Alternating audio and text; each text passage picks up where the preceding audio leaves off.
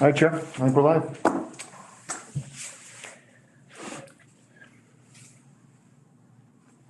Call the meeting to order. Okay, great. So I will take roll call. Member Jerry Merritt.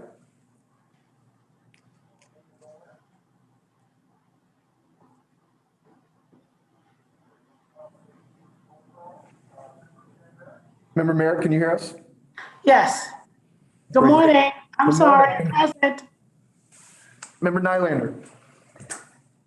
Present. Member Durrett. Here. Member Young. Present. And Chairman Douglas. Here.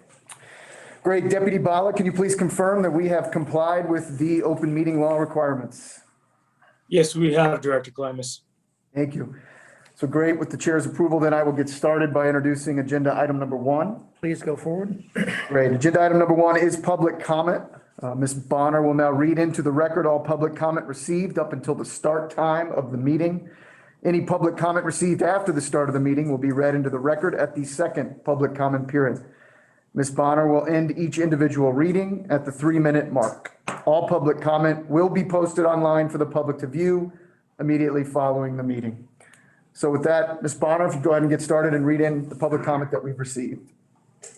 Okay, thank you. For the record, Tiana Bonner, Public Information Officer for the CCB. We have a few public comments this morning. Let me just set my timer. The first one is from John Moe.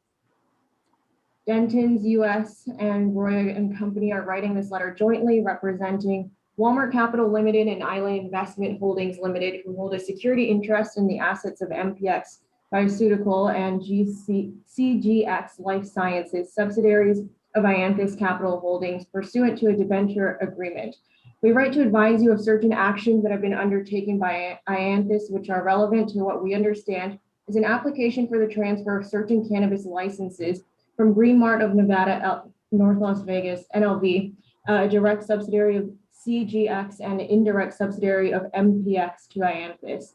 The requested transfer was last discussed at the meeting of the Nevada Cannabis Compliance Board on January 25th, 2021. For the reasons set out herein, specifically in regard to the conduct of Ianthus and its subsidiaries, and regarding the efforts of Ianthus to transfer licenses out from under the security of our clients, hold as against the assets of MPX and CGX, we request that the CCB either deny without prejudice the transfer of the cannabis licenses or hold the matter in abeyance until the CCB can conduct a detailed investigation into the transactions reviewed in the correspondence. Misrepresentation to shareholders and the court. As you are likely aware, the British Columbia Supreme Court recently approved a reorganization by way of plan of arrangement for Ianthus. During the course of the court approval process, our clients expressed concern that the shareholders who were required to approve the process by shareholder vote on September 14, 2020, did not have all relevant material financial information before them. In particular, our clients argue that the only 2020 Q1 financial information had been disclosed and that the Q2 financial information was being purposely delayed. On August 14, 2020, Ianthus had announced via press release that it intended to file its Q2 financial statements late on or before October 15, 2020. This had the effect of delaying their release until after the shareholders had voted on the proposed POA. On September 25th, 2020, counsel for Ianthus represented to the BC Supreme Court that the shareholders had all relevant financial information before them at the time of this September 14th vote, and that there had been no material changes of which the shareholders should be advised prior to their vote. Upon review of the lower court's decision, the British Columbia Court of Appeal concluded that the Chamber's judge had made an error in finding that Ianthus had made no undisclosed material changes from its Q1 financial statements, and that counsel for Ianthus had misrepresented the September press release to the court. We attached the following in support of these allegations. They attached a number of documents. Given the misrepresentation by Ianthus and its counsel and in respect of the POA and during the court approval process, which have been found as fact in these court proceedings, our clients admit that it's not appropriate for the cannabis licenses to be transferred to Ianthus. And I do want to note that Denton submitted additional public comment on February 22nd, and that'll be posted online as well as this one. The next public comment is from Daisha Angsted. My name is Daisha Angsted. I work for MedMen at a cultivation production facility in Mustang. My current role with MedMen is inventory control. I'd like to submit a public comment in support of Blackbird's petition to allow cross-docking at distribution hubs. Thanks for the opportunity to provide commentary. The next public comment is submitted by Lake Martin.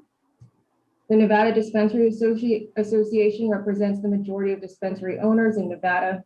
On behalf of the members of the NDA, thank you for considering these written comments in support of 2 petitions brought by Crooked Wine doing business as Blackbird Logistics on February 23rd, 2021 agenda. The first petition, item 9A on the agenda, seeks to extend the board's December 2020 decision to waive the 2-driver rule under NCCR 13.025 subsection 5. The second petition, item 9B on the agenda, seeks to revise NCCR 13.020 to include specific provisions for cross-docking distribution practices and temporary storage. With respect to the first petition, the NDA supports the board extending the waiver of the 2-driver rule under NCCR 13.025 subsection 5 for the duration of the pandemic to allow for safe social distancing between distribution drivers. To date, cannabis workers have not been vaccinated, and it remains unclear when that will occur. Therefore, all possible mitigation measures must be taken to keep employees safe. Further, the NDA would support repealing NCCR 13.025 subsection 5 altogether if it's determined that waiving the requirement of 2 drivers has not resulted in any safety or security issues. With respect to the second petition, the NDA supports revising NCCR 13.020 to include specific provisions for cross-docking distribution practices and temporary storage. Blackbird's proposal would allow for significant improvements to efficiency and distribution across the state. Additionally, Blackbird notes in its petition that the current limit of 48 hours for temporary storage does not allow for storage over the weekend. The NDA supports extending temporary storage to 72 or even 96 hours. Thank you for considering these written comments in support of the petitions. The next public comment is from Larry Burton. Request to expedite the application process by allowing the applicant to submit photo and copies of driver's licenses at the time of submitting fingerprints, which will free up your bandwidth and make it more convenient for the applicant to complete the application process without logging into your system multiple times to complete the process. You now take the money at the end of the application. It would seem to make more sense to upload all copies to complete the application at the end of the process. Log in to fill out application, go get copy of license, go get photo, log back into CCB to upload license and photo, log back in once application is approved to get fingerprint verification form, go to get fingerprinted, log back in to upload the fingerprint verification form, wait for fingerprint verification form to print, take to fingerprint facility, log back in to upload fingerprint receipt, send money, wait for temporary card, get a job, or continue working. Much more efficient. Log in to fill out application, get checklist of needed files to upload, including the fingerprint verification form, get driver's license copied, get photo, get fingerprint verification form, get fingerprinted and photoed at the same time, as we are all capable of providing photos at time of fingerprinting, as opposed to looking for a passport style photo to upload in order to get fingerprint verification form. Upload all required documents, including fingerprint verification form at the same time, send money, get temporary card to go back or get a job. The next public comment is from Margot Hansberry. I'm writing to ask if you would please consider extending and or removing altogether NCCR 13.025 subsection 5, requirement that 2 cannabis establishment agents accompany any vehicle with product exceeding $25,000 wholesale order value. As a distribution and production agent responsible for coordinating our in-house and wholesale deliveries for both Clark and Nye counties, not having 2 drivers has made our delivery process much more efficient. Having a single driver to transport our product puts less people in danger in case something bad were to happen, has decreased the risk of spreading COVID on deliveries, and provides less on-road distractions. When we first made the change to a single driver at the beginning of COVID, we increased communication around deliveries at the shop level so that any delivery agent would have to give the dispensary a heads up of at least 10 minutes before arrival. This allows dispensary management to organize extra staff to help unload and receive the deliveries. All deliveries are done on camera in a secure location, monitored by our security team, and there haven't been any increased threats since making this change. Thank you for your time and consideration. Either way, I'm sure you will make the best decision with the information you have. And the final public comment we have right now is from Kimberly Maxon Rushton. Please find attached hereto a study conducted in January 2021 by the Cannabis Testing Section, Food and Drug Laboratory Branch, California Department of Public Health, on the effectiveness of X-ray radiation in remediation of aspergillus in contaminated cannabis flower.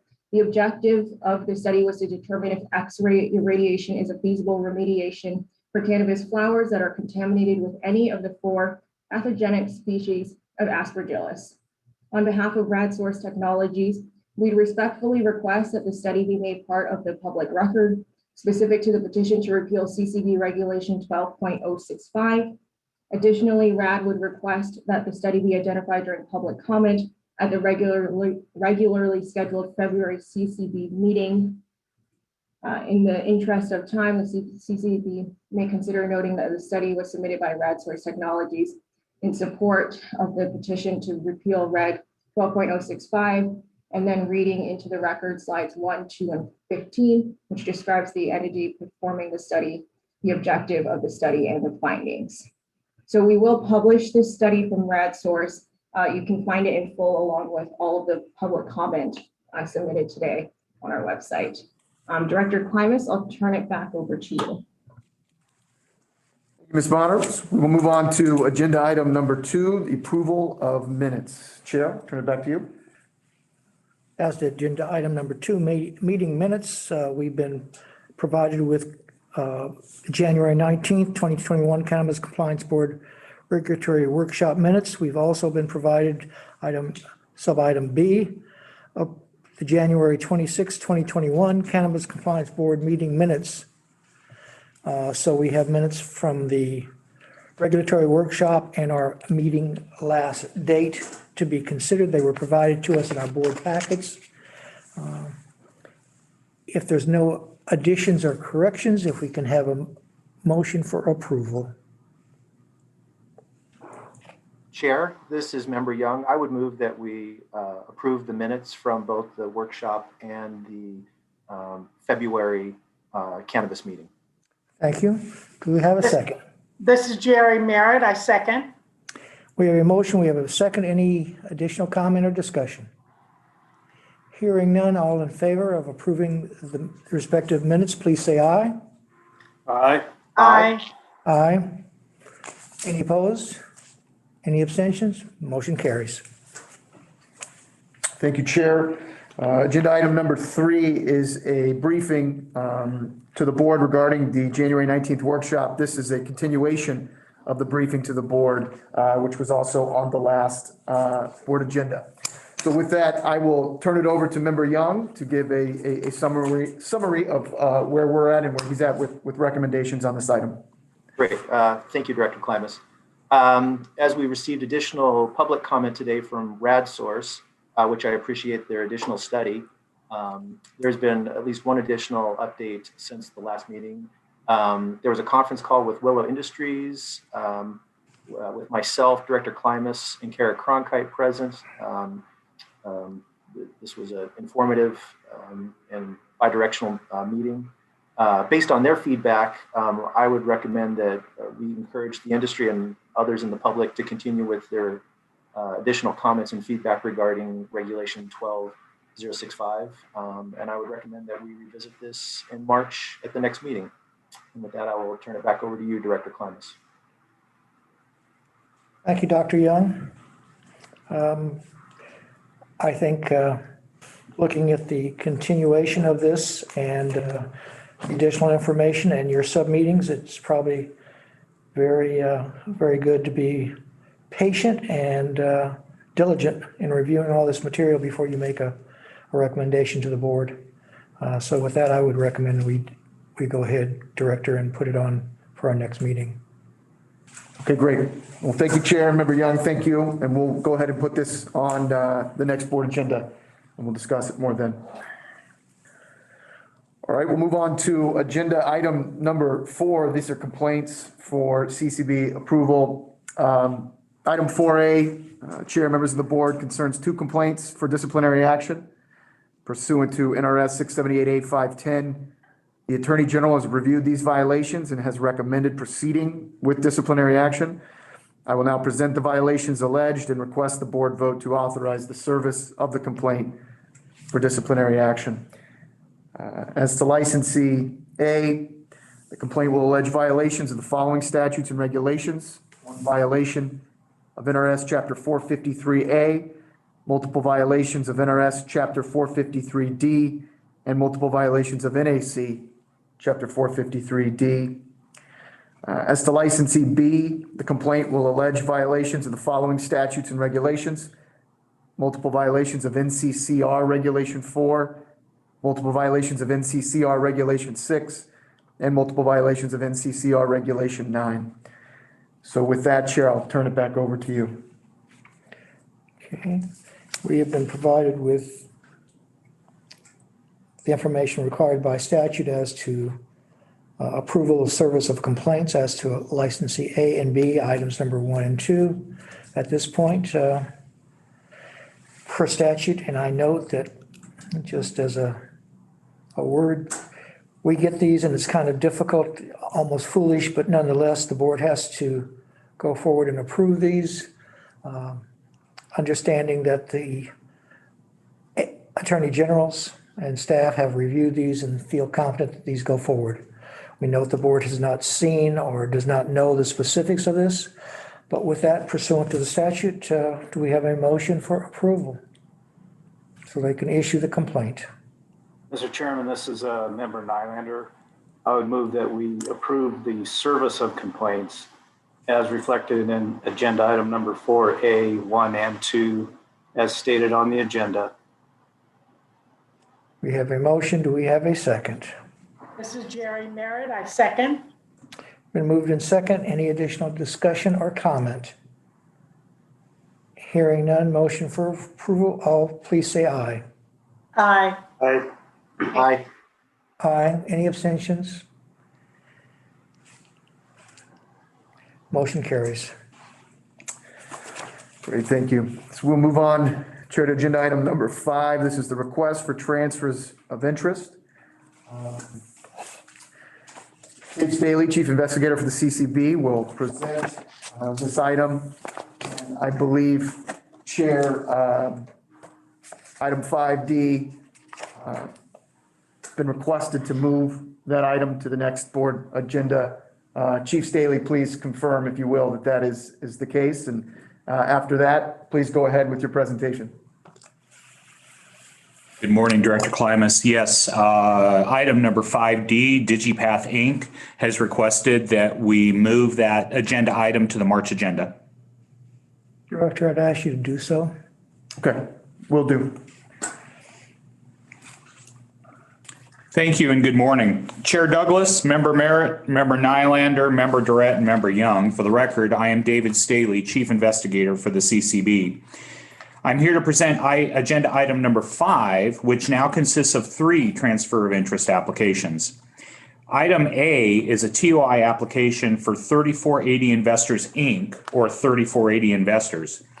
TOI number 19078 requests approval for an existing shareholder, Carrie Lee McDonald, to sell her 25% ownership of 3480 Investors to Paul Thomas through his company, ETW Management Group, LLC.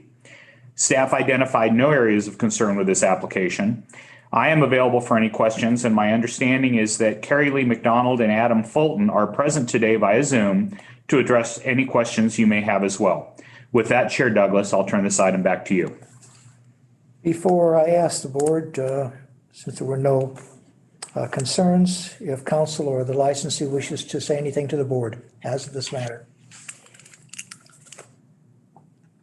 So Amber, please unmute Ms. McDonald, Mr. Fulton. And once you're unmuted, if you'd like to put anything on the record, please go ahead.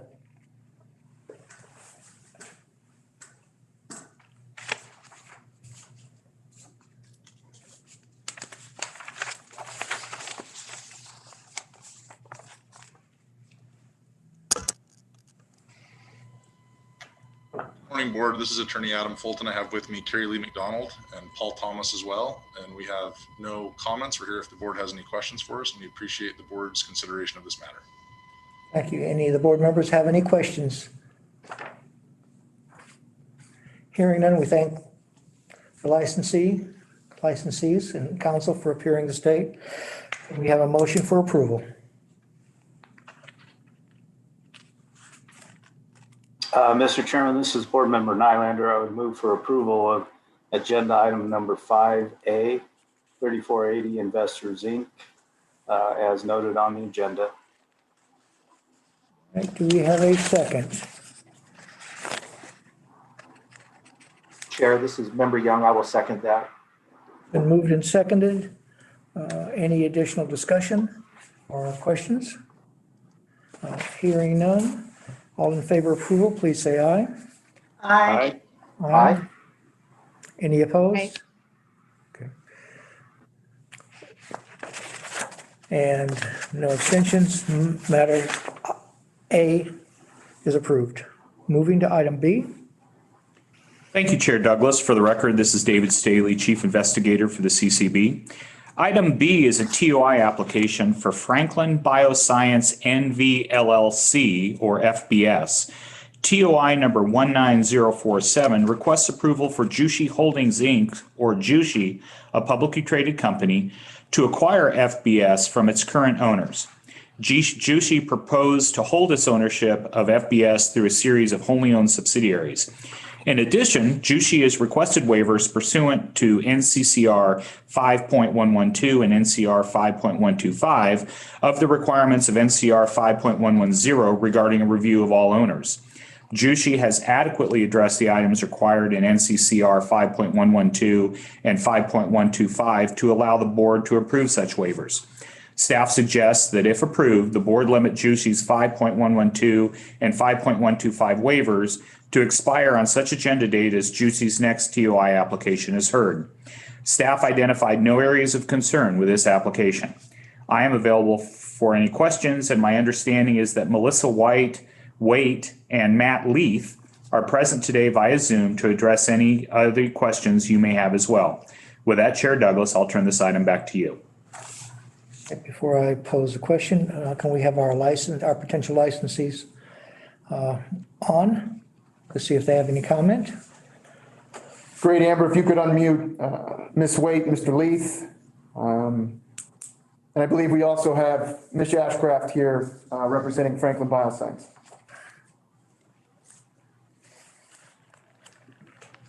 Good morning, Melissa Waite with Dickinson Wright, for the record. Good morning. Here this morning representing Jushi Holdings, Inc. And I just wanted to take a moment to thank staff and Chief Staley for their assistance in finalizing the transfer of interest. And if there are no questions of the applicant, then I would request approval of this item. Members, any questions of the applicants or of our staff? There were no areas of concern that were raised. Thank you very much. If we can have a motion for approval with the condition that's put forth as to NCCR 5.110 and 5.112 and NCCR 5.125.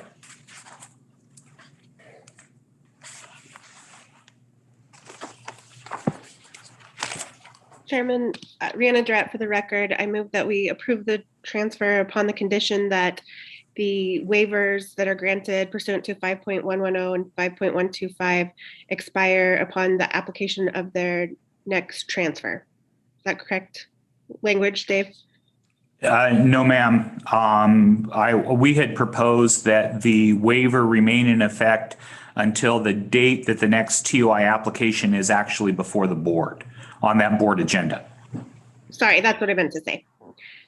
With that correction, we have a motion. Do we have a second? This is Member Nylander. I would second. Motion is second. All in favor, please say aye. Aye. Aye. Aye. Aye. Any opposed? Any abstentions? Hearing none. Motion is passed. We move to item number C, and before we go forward with that, Mr. Nylander. Yes, Mr. Chairman, thank you. I just have a disclosure to make. This item the two lawyers that represent this applicant are employees of my law firm. And although I don't have any pecuniary interest in my firm, I'm of counsel, so I basically share space with them. I don't share in profits. And furthermore, because I work solely in the gaming area, and gaming licensees are not allowed to be involved in cannabis. So I can't have any clients in this area, so I don't have a conflict, but I wanted to make that disclosure. And don't know anything about this item. I'm firewalled off in my firm from anything having to do with cannabis. So, but out of an abundance of caution, I'm going to recuse myself on this matter just because I want to avoid any appearance of impropriety. And I would ask the Attorney General's office if that's an adequate disclosure. Yes, that is Member Nylander. Thank you. Thank you, Mr. Chairman. Thank you for that record. With that, if we can have the report from our staff. Thank you, Chair Douglas. For the record, I am David Staley, Chief Investigator. Item C are the TOI applications for My Life Organics, Inc., or My Life. TOI number 16005 was not filed by My Life, but accidentally issued in error by the Nevada Division of Public and Behavioral Health, and staff requests that TOI number 16005 be administratively withdrawn. TOI number 19017 was filed by My Life, requesting to redeem shares held by Carl Bonar and redistribute Bonar shares to the remaining 3 shareholders, Brian Ruggles, Neil Bartoletta, and Sean Christopher. My Life also requested approval to issue 370,000 new shares of stock for issuance to Neil Bartoletta and Sean Christopher. Staff identified areas of concern with TOI number 19017 because My Life completed the redemption and issuance of Carl Bonar's shares and issued 370,000 new shares before the requested board approvals were received. CCB staff have provided potential opt-ins for the board's consideration to proceed with TOI 19017 and have explained those options to My Life counsel and have included My Life's response in the investigative report. I will note that My Life has had conversations with Senior Deputy Attorney General Chris Rath, and they have agreed in principle to accept one violation of the NAC and pay a $15,000 fine. And if the board is comfortable approving that agreement in principle, then they Senior Deputy Attorney Rath will provide that stipulated settlement to you in the March agenda. I am available for any questions, and my understanding is that Leslie Miller and Neil Bartoletta are present today via Zoom to address any questions you may have as well. With that, Chair Douglas, I'll turn this item back to you.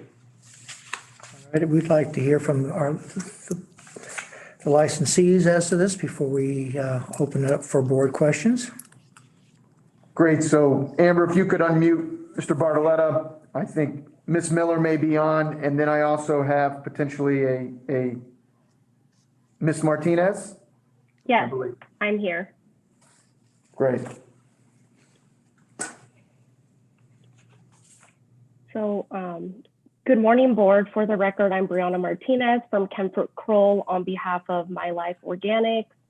Mr. Bartoletta, the president of My Life Organics, is also present via telephone, and we are in agreement with Chief Investigator Mr. Staley's representations that we would request the commission to please approve the negotiated settlement in principle, which would come up on the March agenda. And we also want to thank staff, Investigator Justice, Chief Investigator Staley, for all their help. We really appreciate it, and we are available to answer any questions. Thank you. With that, board members, questions of either our staff or the licensees as to this matter and the purported resolution of one violation and the $15,000.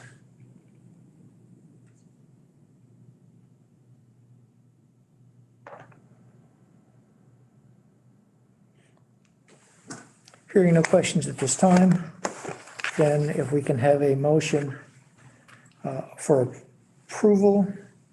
Chair Douglas, this is Chief Staley, if I may. Could the board please move on the administrative withdrawal of TOI number 16005 before they move on TOI number 19017? 16005. Yes, sir. That is the TOI that was issued in error by the Nevada Division of Public and Behavioral Health. And you wish to have a motion for withdrawal of that? For an administrative withdrawal of that item, yes, please. I would move for a administrative withdrawal of TOI 16005 in this matter. Can we have a second as to that? Member Durrett, for the record, I second. We have a motion, we have a second. We have any additional discussion? All in favor, please say aye. Aye. Aye. Any opposed? Any abstentions? We note Mr. Nylander is not participating on this item. We now come back to the TOI that's before the board this day, C-175 and RC-175. It's been placed on the record as area of concern. That area has been looked at by our staff, and the recommendation is to approve contingent upon a final agreement of a $15,000 fine for one violation, and to be brought back for approval at our next meeting in March. Do we have a motion for approval or some other motion? Chairman Brianna Durrett, for the record, I move to approve transfer number 19017 conditioned upon an agreement being reached between CCB staff and the entity regarding the conditions that would be placed that they've already agreed to in principle. Although I believe it would come back to us for final approval, right? Yes, it comes back for the March meeting. Okay, so that's my motion. Okay. With that, now it says the C-175 and RC-175. With that, do we have a second? Member Jerry Merritt, I second. All right, we have a motion, we have a second. Any additional discussion or questions? Hearing none, all in favor, please say aye. Aye. Aye. Any opposed? And again, I note for the record that Mr. Nylander is not participating based on his disclosure. That motion carries. We will see this matter again in March and for a final resolution. And we have moved item D to the March meeting, which was a dig path. Great. Thank you, Chair. Moving on to agenda item number 6. This is the consideration of proposed settlement agreements to resolve disciplinary action. Chris Rath, counsel for the CCB, will now present to the board the 3 proposed settlement agreements for the board to consider individually. Deputy Rath. Thank you, Director Klimas. My video has just failed, unfortunately. Would you like me to proceed to the conference room, or would you like me to just appear? We can still hear you, so that's the most important thing. Okay, I'll go ahead and proceed then. For some unknown reason, the camera just indicated it had failed, but I'll proceed verbally regardless. Chair, members of the board, good morning. This is L. Christopher Rath, Senior Deputy Attorney General. We have 3 settlement agreements up for approval at this meeting under agenda item 6. As usual, for each one on the agenda, I'll provide you with a brief summary and the Attorney General's recommendation for approval. You may then ask me any questions that you wish, and counsel for the respondents will also be present to respond to any questions the board has. You may then decide on the action to be taken for each of the settlement agreements. Before I start with the settlement agreements on the list, I would also like to provide the board an update on a transfer of interest matter from the prior meeting, Nye Farm Tech, which was referred back to staff and the Attorney General for further negotiations with the licensee. Mr. Staley and I recently met with a point of contact who is one of the owners, Mr. Rick Saga, who appeared before you at the last meeting. I am happy to report that we reached an agreement with Mr. Saga on behalf of Night Farm Tech for resolution of the matter. We have drafted up a settlement agreement, which will be provided to Mr. Saga for his review.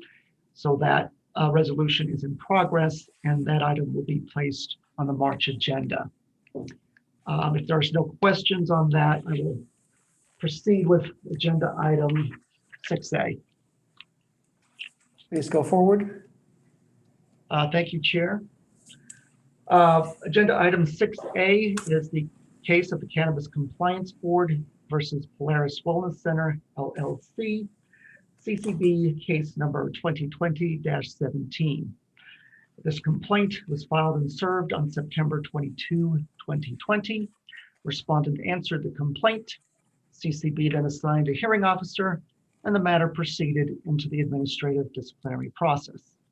During the course of the administrative process, Polaris and the Attorney General's office, in consultation with CCB staff, undertook negotiations and came to a mutually agreeable proposal for resolution of this matter, which is embodied in the settlement agreement before you. The events at issue, as alleged in the complaint, occurred at a cultivation facility in January 2020 under the Department of Taxation. The allegations in this complaint involve failure to follow seed-to-sale tracking requirements for both bulk cannabis and cannabis products, as well as violations regarding maintenance and disrepair issues in the facility. As set forth in the proposed settlement agreement, to resolve this matter, respondent admitted to one Category 3 violation for failing to properly tag cannabis and cannabis products, and one Category 5 violation for maintenance issues.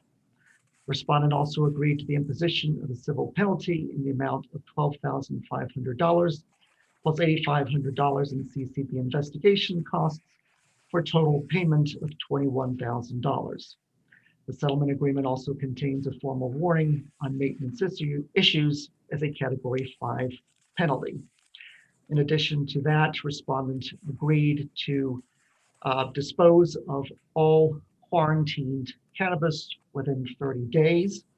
They are required to provide a plan of disposal for that quarantined cannabis within 30 days. They have already provided that plan to CCB, and CCB staff has approved that plan. We just need to set a date for that. I would also note that they are disposing of a significant amount of cannabis and cannabis product worth several $100,000. In addition, respondent has provided a plan of correction, which is summarized in paragraph 19 of the settlement agreement, and the CCB staff has approved that plan of correction. Thus, they have certified in the settlement agreement that they are now in compliance. Based on the foregoing, the Attorney General recommends and requests the CCB approve this settlement agreement. I'm available for any questions on this matter, as is counsel for respondent Polaris. Before we hear from counsel, Mr. Rath, I take it there's been no additional problems of this nature at that facility since this January 27, 2020 event? That is correct, Chair. And they have also provided a detailed plan of correction, which includes revisions and updates to their standard operating procedures for seed-to-sale tracking, as well as employee training on that. Thank you. And for the record, as to this purported stipulation proposed, if we can hear from our licensees. Great, Amber, if you could unmute. Mr. Graff and Ms. Black, I believe, are on to represent Polaris.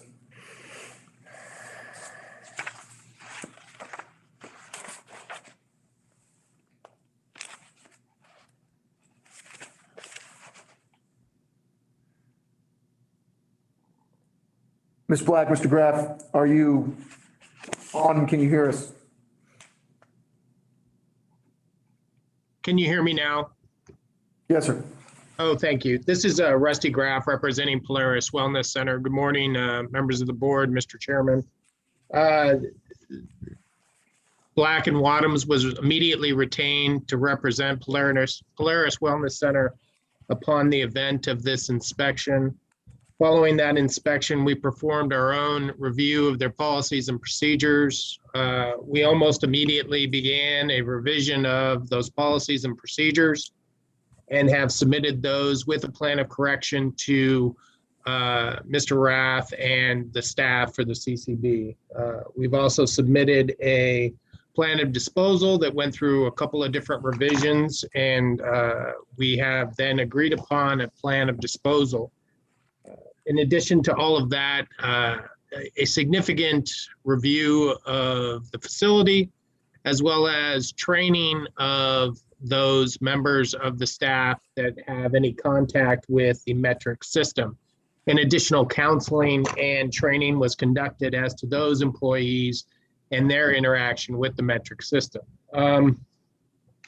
We agree with the statements made by Mr. Rath and as to the terms and conditions of the settlement. If the board has any questions, we're here to answer. Thank you, Mr. Graff. Board members, any questions of Mr. Graff?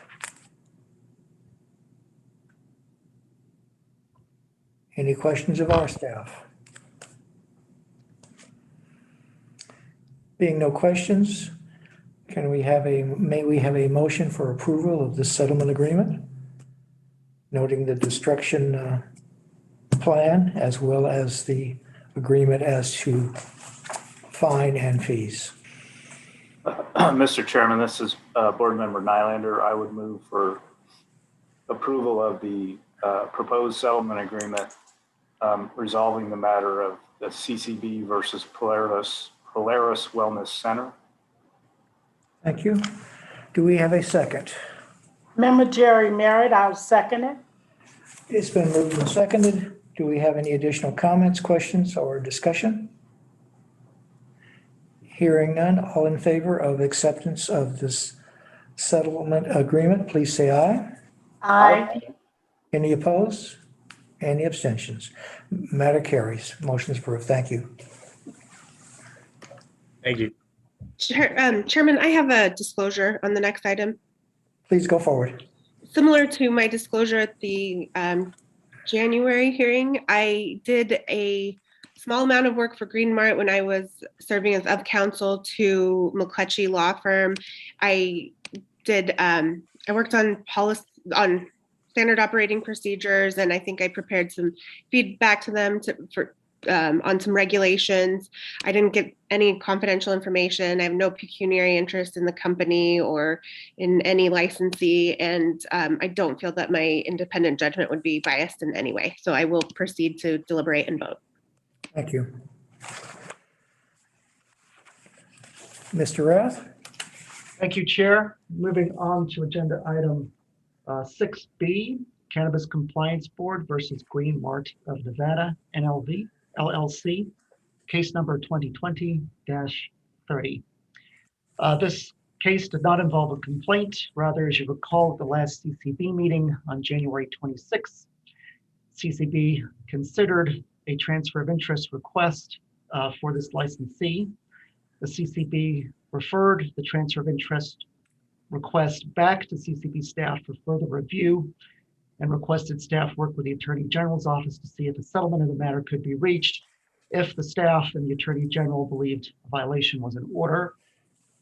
Mr. David Staley and myself worked with Respondents Council and conferred with them, and after engaging in arm's length negotiations, came to an agreement to resolve this matter, which is contained in the settlement agreement before you. As indicated in the settlement agreement, Respondent waived its rights to the filing and service of a disciplinary complaint and admitted to the imposition of one Category 2 violation for failing to notify the CCB of a change in ownership interest prior to approval. Respondent also agreed to pay $10,000 as a civil penalty. The TOI would be deemed approved as of the date the CCB receives payment of the penalty. Accordingly, the Attorney General recommends and requests the CCB approve settlement of this agreement. I'm available for questions on this matter as is counsel for the respondent. And Mr. Staley has indicated he would also like to make some comments at this time as well on this particular matter. So I'll turn it over to Mr. Staley next. Mr. Staley, please go forward. Thank you, Chair Douglas. For the record, this is David Staley, Chief Investigator. I wanted to provide a little bit of additional information to the board that I neglected to include in my investigative report. And that is that one of the identified owners of under 5%, Miss Elizabeth Stavola, was one of the original owners of MPX and Green Mart of Nevada, NLV. Pursuant to the acquisition of Green Mart by Ianthus, Miss Stavola maintained a 1% ownership of the bottom level licensee, Green Mart of Nevada, NLV. The TOI that Green Mart and Ianthus originally filed requested approval for Miss Stavola to sell that 1% back to Ianthus. In addition, Miss Stavola is a little over a 2% shareholder of the parent company. Subsequent to the restructuring, her overall ownership will be reduced to almost nothing as the secured creditors gain control of the company. But this was information that the company did apply for, and I neglected to include in the original report. Secondarily, Ms. Margaret McCletchy, in response to the board's request at the meeting, on January 27th of 2021, provided staff with a listing and analysis of the public disclosures that Ianthus made regarding its acquisition of Green Mart of Nevada NLV. That's the conclusion of my comments. Thank you. And we hear from the licensee at this time. Sure, Amber, if you could please unmute Ms. McCletchy, Andrew Ryan, and Aaron McCarthy, I believe, on behalf of the licensee. When you are unmuted, please go ahead. Good morning. Sorry, it took a second to connect, I think. This is Maggie McCletchy. I'm here for Green Mart of Nevada, NLV LLC, as well as Ianthus. On the line with me, I also have Andrew Ryan and Aaron McCarthy, General Counsel and Associate Counsel for Ianthus. This matter was heard at the last hearing with regards to the transfer. The CCB has done a full and complete investigation on the transfer and the underlying issues, and we would ask today that the board approve the agreement. And we, again, thank staff for their work both on the transfer and on the stipulated agreement. At this time, any questions from other commission members as to either our staff or Ms. McCutcheon?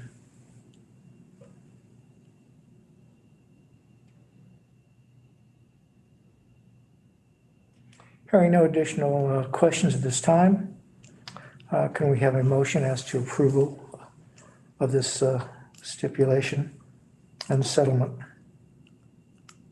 Mr. Chairman, this is Member Nylander. As you've already indicated, we heard this matter on our last agenda, so it's been fully investigated, the underlying transfers. So I would move that we adopt the proposed settlement agreement in item 6B involving Green Mart of Nevada, NLV. We have a motion for acceptance. Do we have a second? Member Durrett, for the record, I second. Motion is second. All in favor of approval, please say aye. Aye. Aye. Any opposed?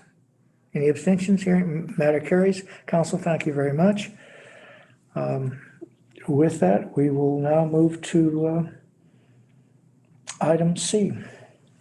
Thank you, Chair. Agenda item 6C is the Cannabis Compliance Board versus NCMM LLC, case number 2020-31. Or sorry, 2021-31.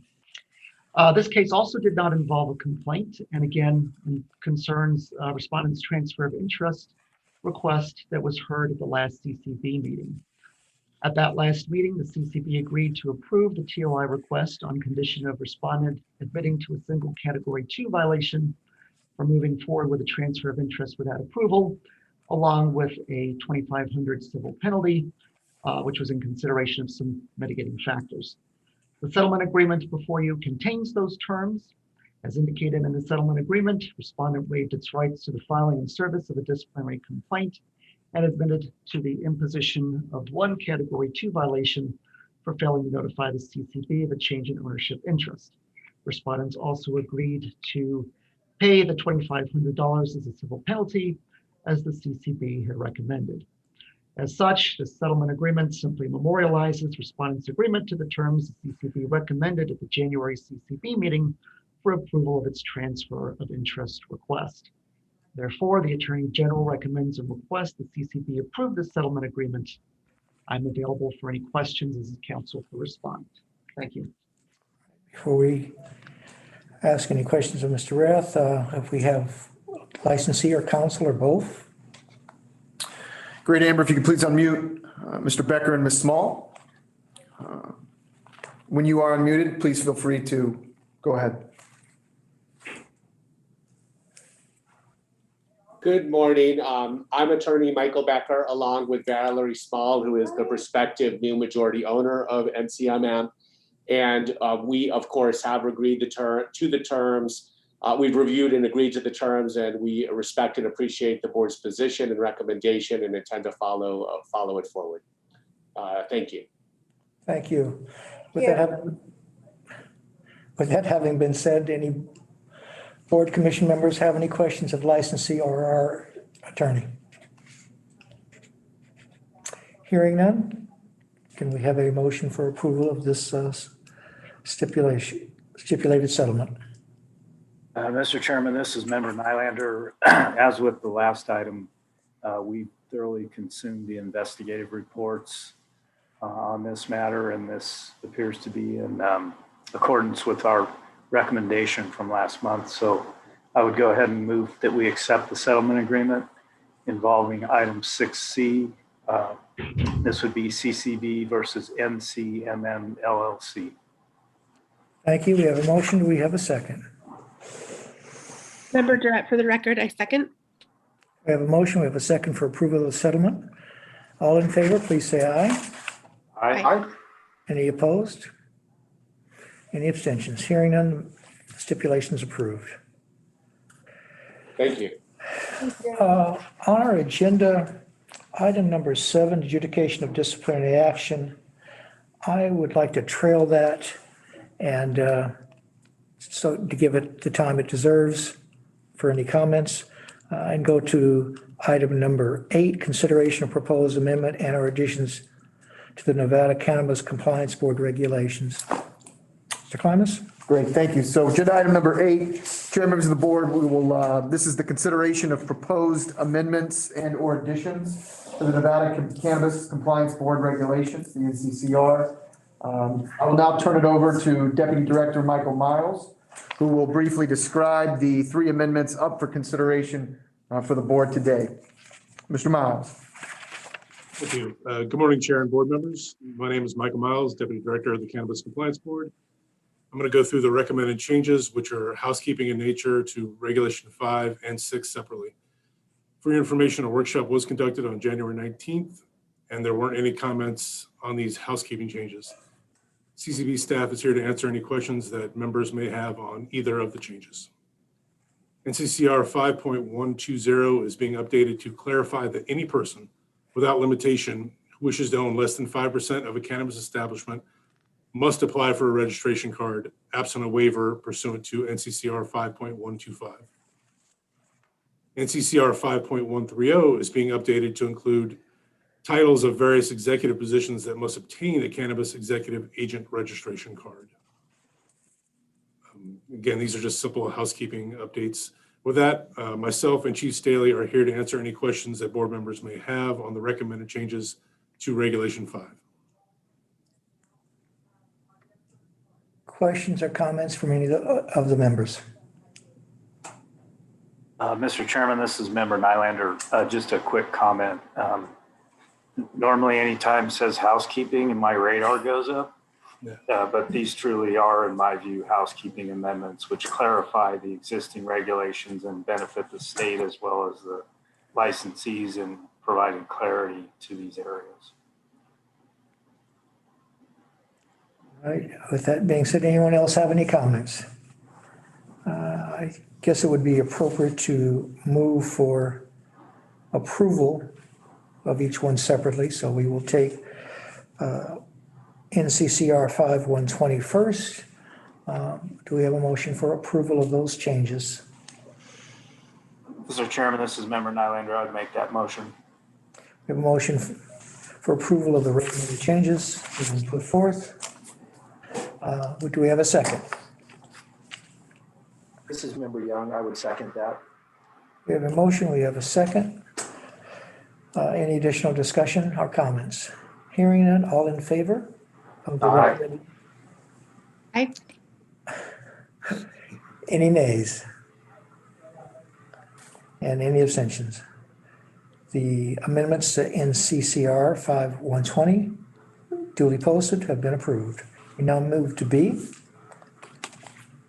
Mr. Chairman, I would move that we adopt the proposed amendments to NCCR 5.130.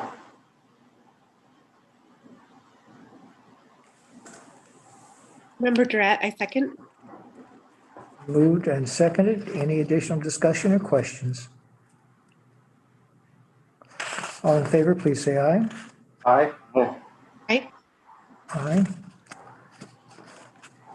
Anyone opposed? Any abstentions? Hearing none. This matter is to NCCR 5/130 is approved.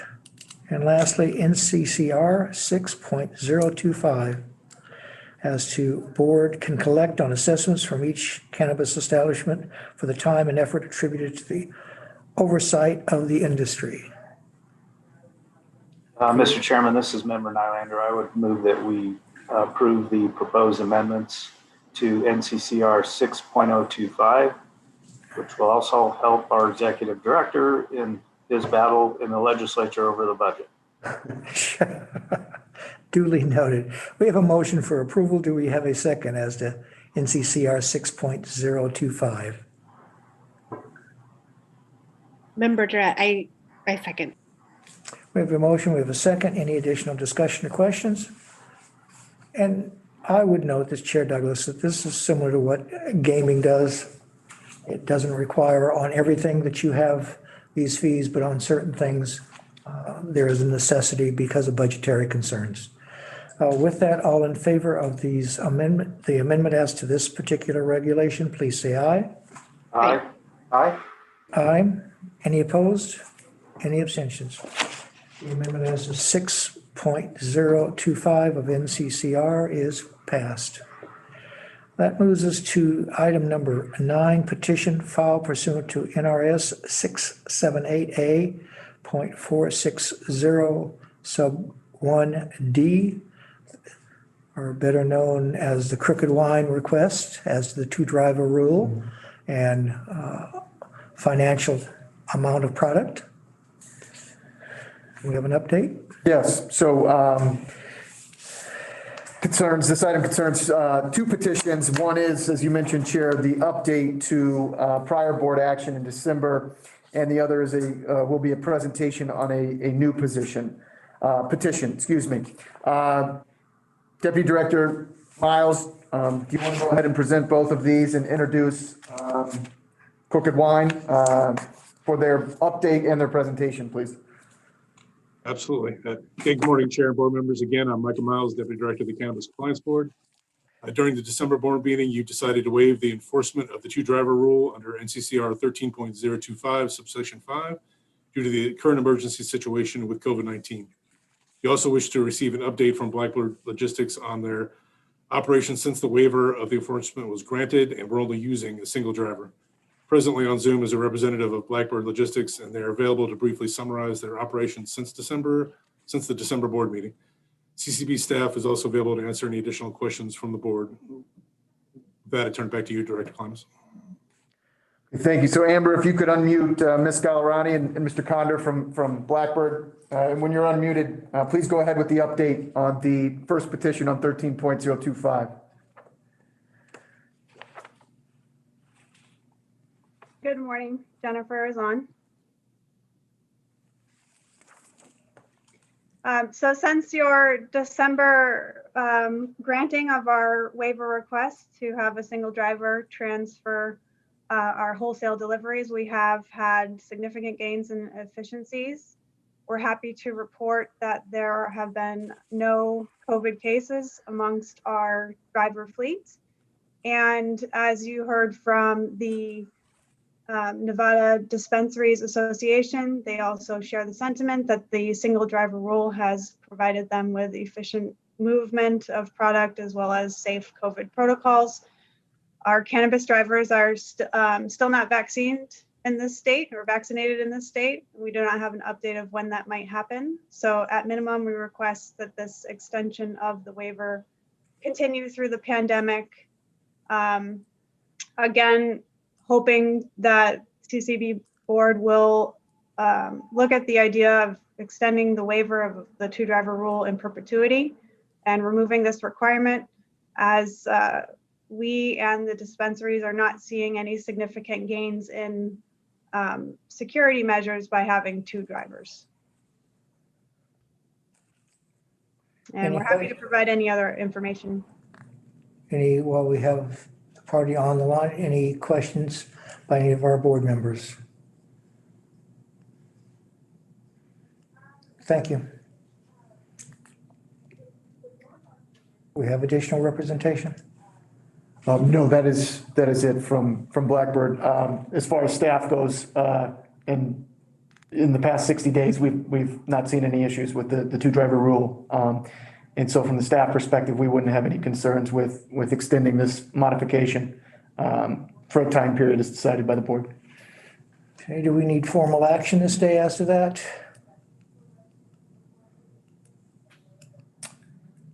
Yes, I believe we only extended it we only did it for 60 days. So we would need some formal action to continue it. I think in light of the actions been taken by the governor in terms of relaxing regulations, but he did not end the emergency regulations. And as was noted by the parties, the vaccination has not come down and opened it up to, I hate to say what I'm about to say, to the younger population. It would make sense to extend this another 60 days. But that's my thoughts. I don't know if any other board member has any thoughts. Mr. Chairman, this is Member Nylander. No, I agree with your thoughts on this. I'm not prepared to repeal the regulation right now because I think we're still learning how this is going to work. We want to make sure it works. I don't think we have enough time yet, and certainly can't predict the future with regard to this. But I certainly would, support extending the time. I guess I'm wondering how much more time should we make this longer than 60 days? 90 days might seem appropriate the way the vaccination rollouts are going. Okay, yeah. That's where I'm at too. So those are my comments. Thanks. This is Member Young. Yeah, in regards to the pandemic and the vaccinations, I mean, the reality is patients under the age of 60 are probably not going to start to see vaccinations until this summer at the earliest. So I think 90 days it would absolutely be more appropriate. Any other board member wish to weigh in?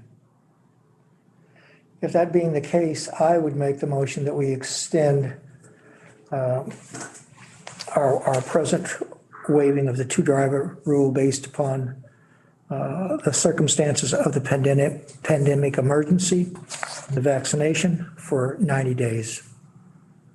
I would second that motion, Mr. Chairman.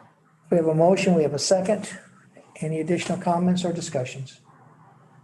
Hearing none, all in favor of this 90-day extension, please say aye. Aye. Aye. Any opposed? Any abstentions? That motion carries. We move to the second part as to CR 13.020, which I think dealt with the financial amount of the product. Is that correct? Or was that? This deals with what they call cross-docking and storage, but we'll turn it, if it's all right with you, Chair, I'll turn it back to Deputy Director Miles to briefly present it and then kick it to Blackbird as well. Thank you, Director Klimas. Again, for the record, I'm Michael Miles, Deputy Director of the Cannabis Compliance Board. For you today is an NCCR 4.145 petition from Blackbird Logistics, who holds 2 cannabis distributor licenses. They're requesting a change to NCCR 13.020. Currently, NCCR 13.020 limits the storage of cannabis within its storage facilities while a distributor distributes cannabis throughout the state. Presently on Zoom, a representative of Blackbird Logistics, and they are available to briefly summarize their petition at the board's request and answer any questions the board may have. CCB staff, in particular, Kara Cronkite, Chief of Audits and Inspections, is also available to answer any additional questions from the board. With that, Chair, I'll turn it back to you. If we can hear from Blackbird. Thank you. Again, this is Jennifer Gallerani, the Director of Compliance for Blackbird. And just in follow-up to the previous motion to extend the waiver of 2 driver rule, if we could also, as an industry, receive a notification for that decision so that we can share that with our dispensaries that we deliver to, that would really help us communicate that effective waiver for the additional 90 days. Duly noted. For our second petition, so we provided a detailed walkthrough of cross-docking distribution operations. Under the current regulations, the way that the storage services are written are really limiting in terms of when we are supposed to be temporarily storing product. It's really driven by unusual or extraordinary circumstances. And there can be an interpretation of the regulation to indicate that we are to be notifying CCB each and every time we need to bring product to our warehouse, even for a typical cross-docking distribution model. Cross-docking is a strategy implemented by every distribution service for other commodities. And the name cross-docking really explains the process where you receive product through an inbound dock at your warehouse. The products are collected from various vendors as they arrive from our cargo vans. Then they are sorted and put on to other cargo vans for the final outbound destinations to these retailers. I had a few graphics in our petition to further demonstrate what cross-docking is. And some of the main reasons that we do this in any distribution model is to provide a central site for orders to be sorted and combined so that they can be delivered to multiple destinations in the most productive and fastest method. We want to be able to combine numerous smaller order loads into one method of transport to save on transportation costs, including vehicle miles traveled. And we want to be able to break down larger orders into smaller loads for transportation to create an easier delivery process to the customer, in this case, the retailer. The petitions for revisions would be on NCCR 13020. And in addition to removing language around unusual and extraordinary circumstances and replacing it with the ability for a cannabis distributor to utilize the storage area in its warehouse as part of normal business operations for the purposes of sorting cannabis or cannabis products from various originating cannabis establishment into consolidated outbound delivery routes for the receiving cannabis establishments. So removing the unusual and extraordinary circumstances for this normal business operation model.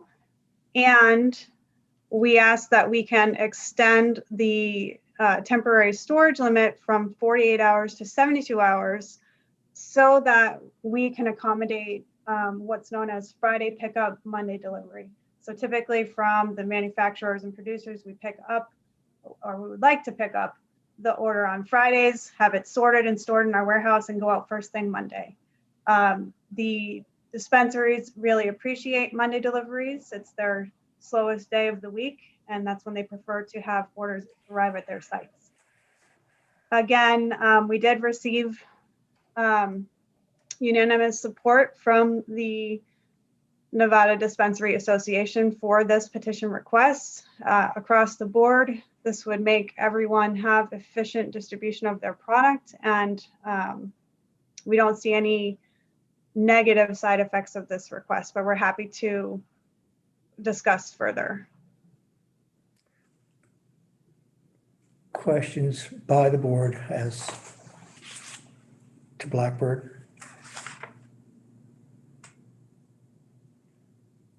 Okay, thank you. What's the position of the reg?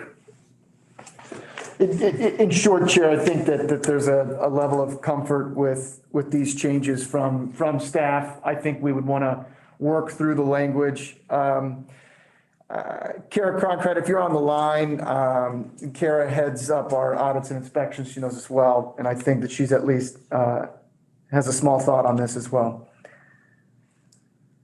Morning. Thank you, Director Cannabis, and thank you, Chair and members of the board.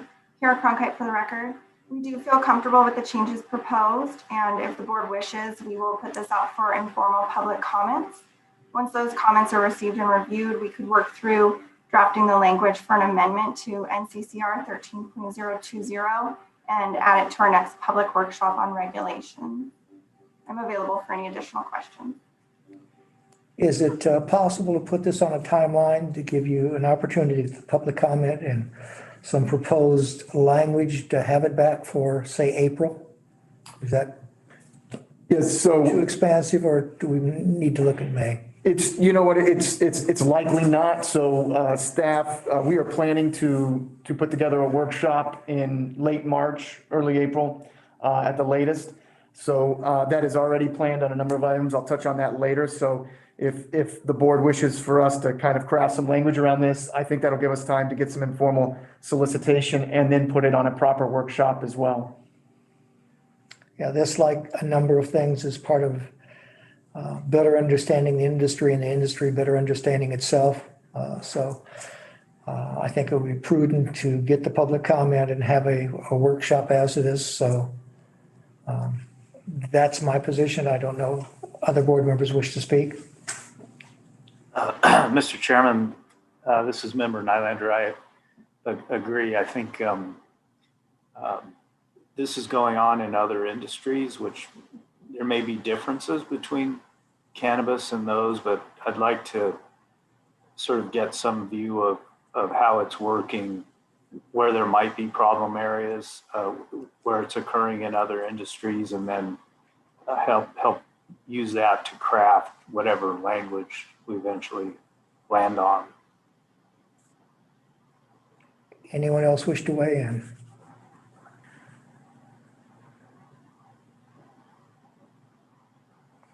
Hearing none.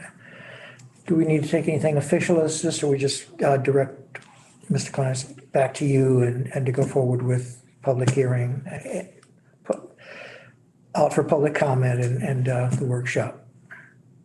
I would ask Deputy Bala, it is for possible action. I don't know if you feel that the board needs to take an official action to direct staff to move forward. Is there insight you can provide? Thank you, Director Klimas. I agree that no action is required, even though it's listed as for possible action. That permits the board to take action if they feel is necessary. But if you and the staff feel that there is sufficient guidance, then there would be no need to take a formal vote. Thank you. Great. Then we will move the agenda for approvals and resolutions. Basically information items. Item 10. Yes. Richard, and just before we close out 9, I did want to update you, Chair, and the members of the board on last month's petition regarding product retests, which was filed by THC Nevada, which I believe you remember.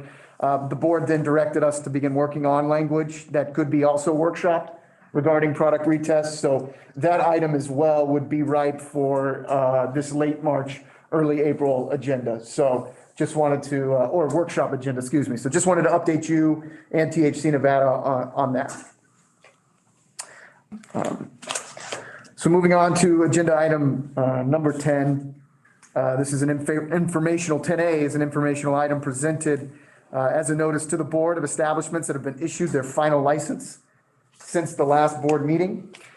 We have one license to note today, H&K Growers Corporation. That's C197 and RC197. This is a medical and adult use cultivation facility located in Wells, Nevada. The pre-opening audit inspection was conducted on August 5th, 2020. Final approval was granted following an approved plan of correction on September 22nd, 2020. And the final license number was issued on January 11th, 2021. With that, Chair, members of the board, I'm happy to answer any questions. Questions by board members as to H&K Growers Corp? Okay. All right, we'll move on to agenda item number 10B. This is the consideration of location for final licensure. So wanted to bring this up in front of the board, the situation. As you know, Live Free Wellness LLC obtained a conditional recreational dispensary license from Helping Hands Wellness Center under the partial settlement agreement previously approved by the board. After the CCB completed the pre-opening final inspection in December of 2020, Live Free requested that the CCB issue its final license at 8605 Southeastern Avenue in Las Vegas. Before issuing the final license, CCB staff noticed that the survey for the proposed location showed a Creative Kids Learning Center. This is a daycare also operating a preschool within 1,000 feet, which potentially was in violation of NRS 678B 250. Those are the distance requirements. Subsequently, Live Free submitted an updated survey that removed the reference of the preschool at the Creative Kids Learning Center. CCB staff then requested Live Free's legal position on why the proposed location complies with the distancing requirements of NRS 678B 250. Live Free responded that a retail dispensary must only be within 300 feet of a daycare, also operating as a preschool, because a community facility is defined as a facility that provides daycare to children. They also said Creative Kids is licensed as a child care facility and not as a school.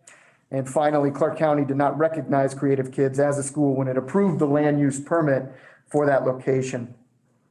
CCB staff requested additional information from Live Free after receiving the response, including a written statement or opinion from the state licensing authority stating whether or not Creative Kids is a quote-unquote preschool. In Live Free's response, they've noted that no Nevada state agency license or regulates a quote-unquote preschool. Nevada law distinguishes between a public and private school and a daycare.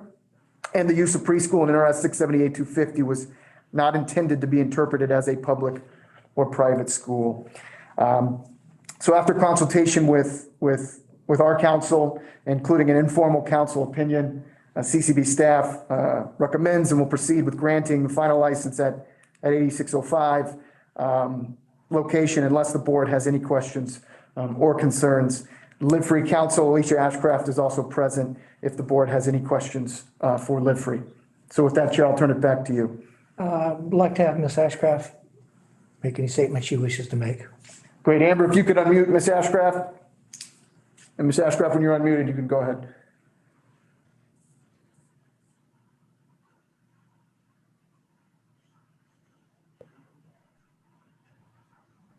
Hi, good morning, Chair Douglas, members Nylander, Merritt, Durrett, and Dr. Young. Thank you so much for your consideration of this item.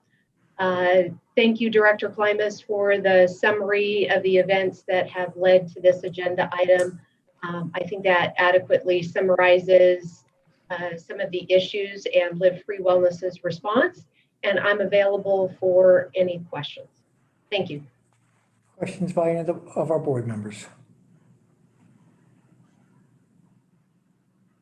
No questions? Thank you, Ms. Ashcraft, for being responsive to the concerns that have been expressed to you by our staff and on my behalf as well. Like yourselves, we are concerned with children. We were concerned with how that statute was articulated and looking at what the county has done and looking at, after talking with the state as well, as to licensing of the kind of facilities. We are comfortable with the position that you put forth, at least I am, I'll speak for myself only.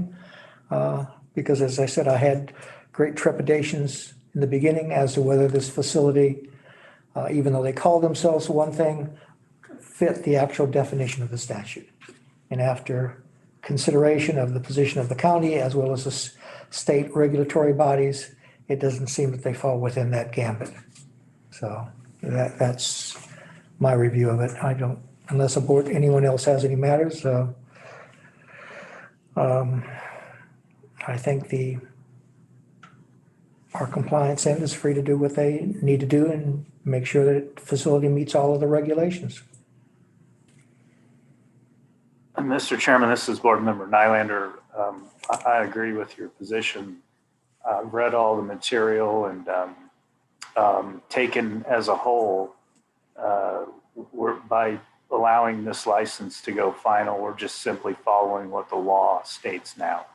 And so to the extent the county or somebody else has some issue with that, I guess it's a legislative solution. If there is an issue, I don't even know that there is, but this has been debated at the legislative level, at the state level, and the local level, and this request does appear to be in accordance with the existing law. So that's kind of where I'm coming down on it as well.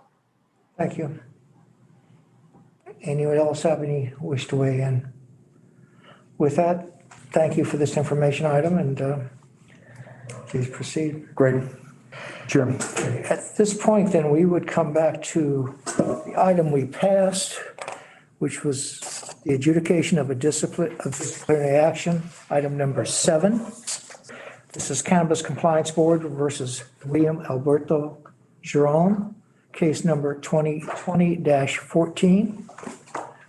This matter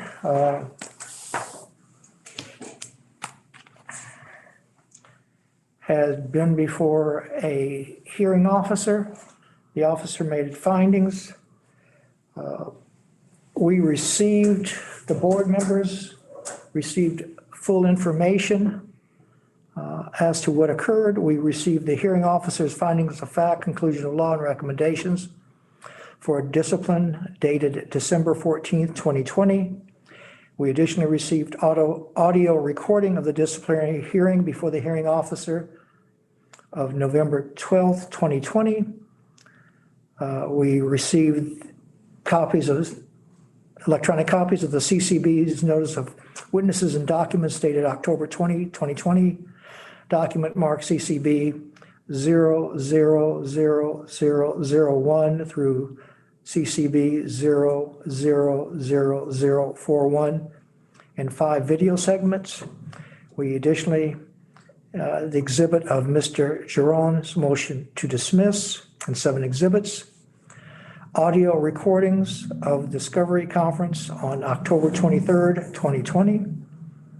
The early case conference report, pre-hearing order, and notice of hearing dated October 15th, 2020. Audio recording of the early case conference on October 13th, 2020.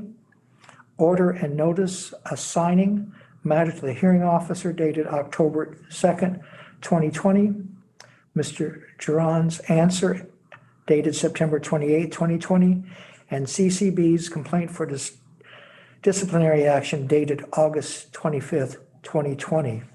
For the record, we have to have at least 3 of the commission members having reviewed these various documents.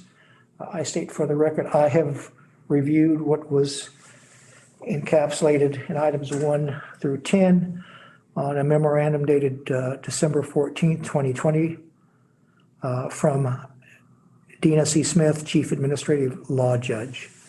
Do we have other members who have also reviewed the documents so stated?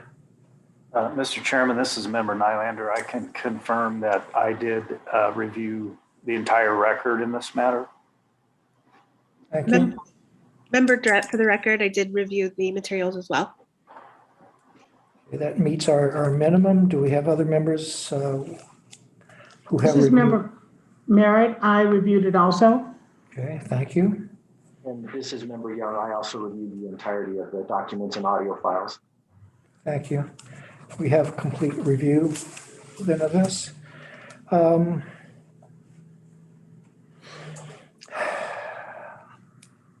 This is a review. We are not bound by the prior action. We do take note. And I would note for the record that Mr. Giron had stipulated to the actions. He did not stipulate as to the outcome of this matter. He has posed mitigation in this. Having said that, I would like to put this in proper context, let the attorneys for cannabis compliance make their statement, followed by Mr. Giron, and giving him the appropriate time as to this matter so the board can make appropriate consideration and decision. So if we can have the attorney. Ms. Balducci is here representing the CCB. So Ms. Balducci, when you're ready. Good morning, Chair, members of the board. For the record, my name is Ashley Balducci, and I'm Senior Deputy Attorney General who acted as legal counsel for the Cannabis Compliance Board in this administrative proceeding. The CCB's complaint alleged 2 violations of Nevada law. First, the complaint alleged that Respondent Giron worked in a dispensary when he did not hold an agent card to work in a dispensary. Second, the complaint alleged that Respondent Giron diverted cannabis when he was caught on video surveillance placing cannabis in his pocket. Excuse me, I meant when video surveillance showed, not caught. The CCB's complaint requested a civil penalty of $1,250 and a revocation of Respondent Giron's agent cards, both past and current, for 9 years and 11 months. The administrative proceeding, as Chair pointed out, proceeded before a hearing officer on November 12th, 2020. On December 14th, the hearing officer issued a findings of fact, conclusions of law, and a recommendation for discipline. The hearing officer concluded that the CCB met its burden by the preponderance of the evidence on both violations, but Respondent Giron established mitigating circumstances as to the first violation. The hearing officer recommended revocation of Respondent Giron's agent cards, followed by a bar on applying for a new agent card for 9 years and 11 months. Unless there are any questions for me, I would respectfully request that the board adopt the hearing officer's findings of fact, conclusions of law, and recommendation for discipline. Thank you. And if we have Mr. Giron,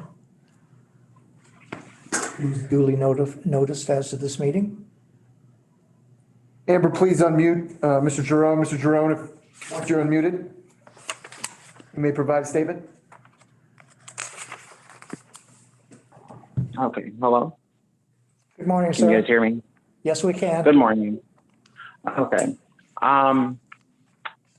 I honestly don't have much to say other than I just hope you take the judge's recommendation into consideration. That's pretty much it, honestly. Mr. Giron, reading through the material, your basic position is you don't dispute the facts, but you indicate that you were misled by your employer? Yes, I was.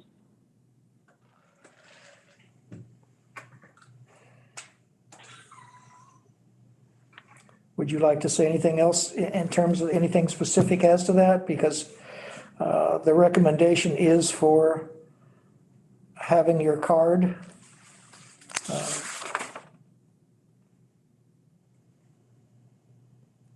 Revoked for 9 years, yeah. Yep. I mean, no, not really. I think I said pretty much what I needed to say during the hearing with the judge.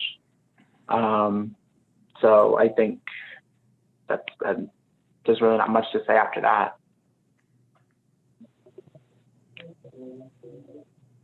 All right. One more bite of the apple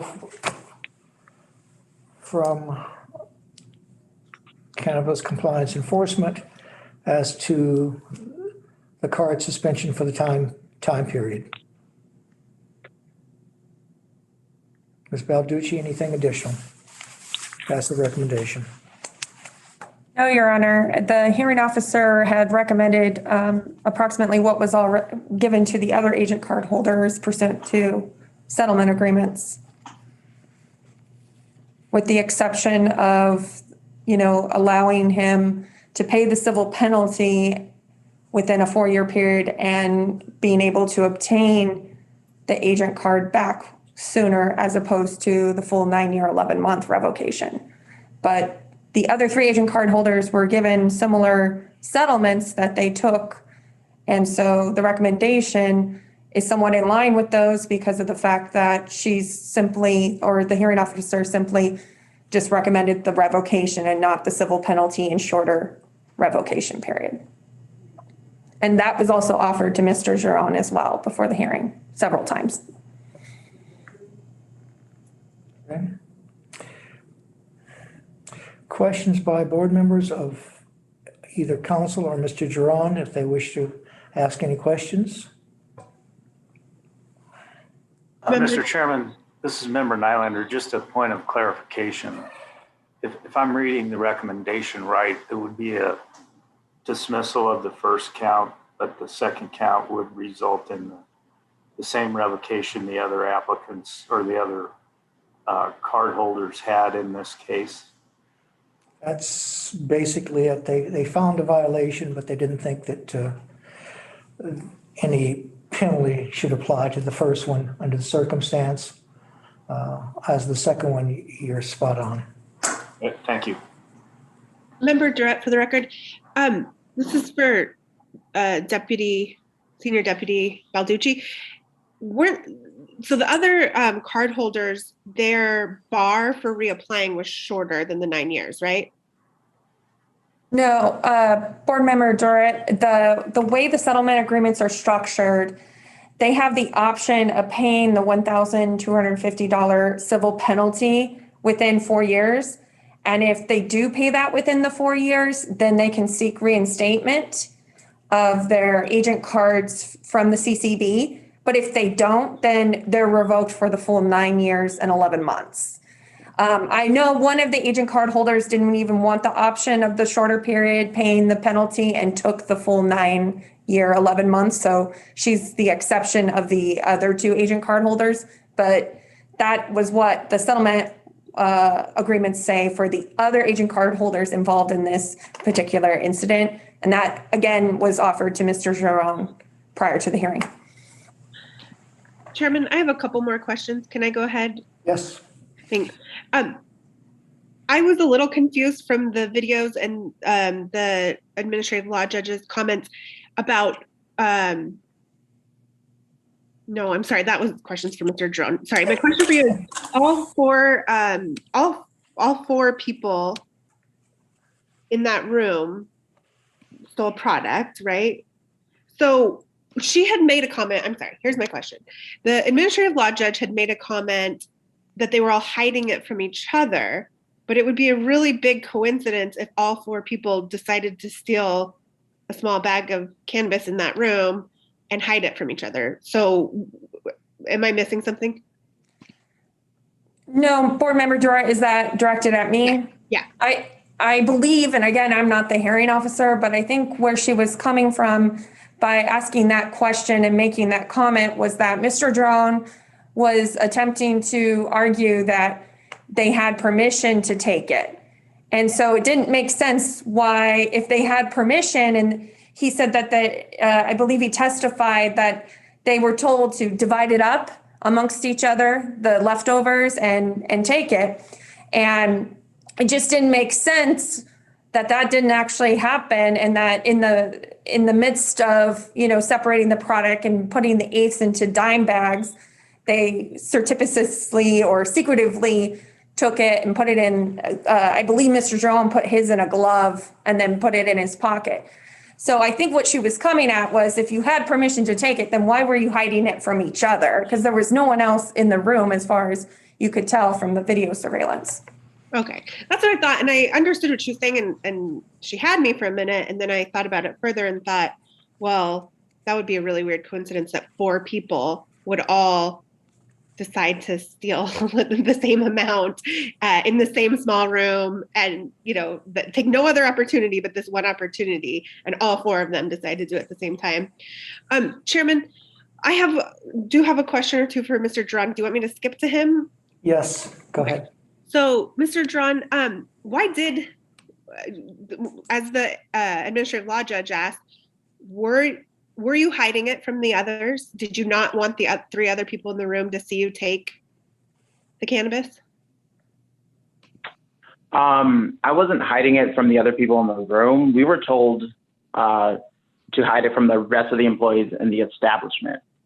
So, which is why we had to do it in that room, because there was nobody else in there. So, that's what we were told to do. And I don't know, it's just. So if you watch the video, it kind of looks like you're doing a little sleight of hand by hiding it in your glove. So do you just have a comment on that? Can you explain why you did it in that way? No, I just don't remember. It happened in like 2019. I really don't remember why I did it that way. So. Okay, I have a couple more questions. And the ALJ already asked you this, and I think you did a great job of answering a lot of questions. So, but some of these you didn't quite have an answer for, so I want to give you another chance. How would the employer have put this? You made statements that you thought that they were putting it in metric, and that's their responsibility to put it in metric. But how could they, if they didn't know how much you took, because they would need to weigh how much you took? Yeah. Honestly, I was a little confused about that myself, because in order to access their metric system at that dispensary, I would have to have the proper credentials to be there, which was part of the argument that I didn't have the proper credentials to be there. So I was a little confused as to how I was supposed to enter those numbers in or make the adjustments, for that, when I don't have the credentials to get into it. I was a little bit confused by that. And so you have no idea if how much you took was documented or not? No. Okay. And did you believe that the employer had authorized it, but they also weren't going to put it in metric? So you believed, well, we're just in agreement that this isn't going to go through metric? Yeah. So at the time, I wasn't really sure on how promotional items were supposed to be taken from a dispensary. Because this was around the time when it was just first getting started. So I just assumed, our manager told us we can take it. I thought that was kind of it. But it wasn't until I started working at my previous job that I learned how to actually properly take it out. And that's when I kind of made the realization that we did it improperly. And last question, did you know that the others were taking product in that same session? I did. I'm not sure how much they took either, but I was aware that they were taking it. Okay, thanks. Those are all my questions.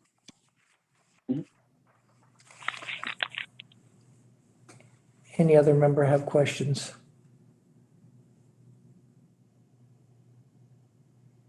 If there's no further questions at this time,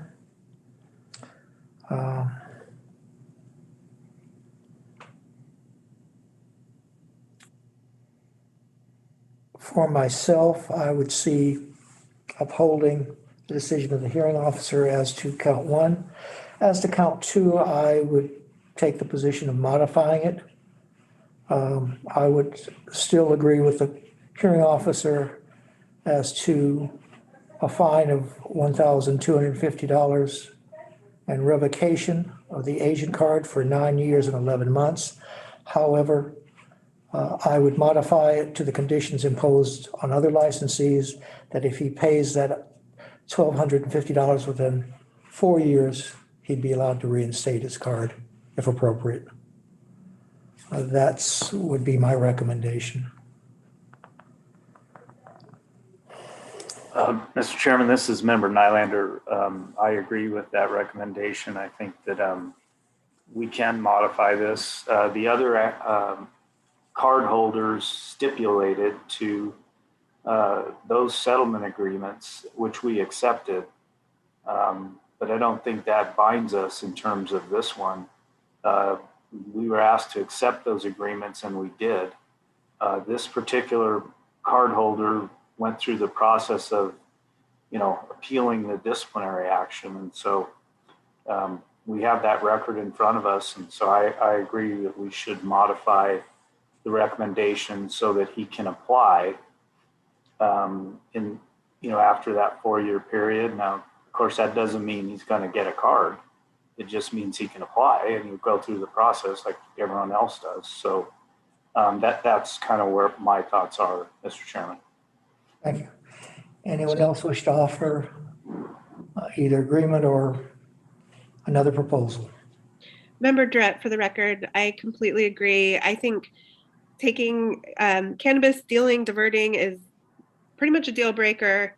In this one instance, I do think, based on the record, that the employer authorized it, and that's why all 4 employees did it. And I don't want him to be punished more harshly for having exercised his due process rights under the NRS. Thank you.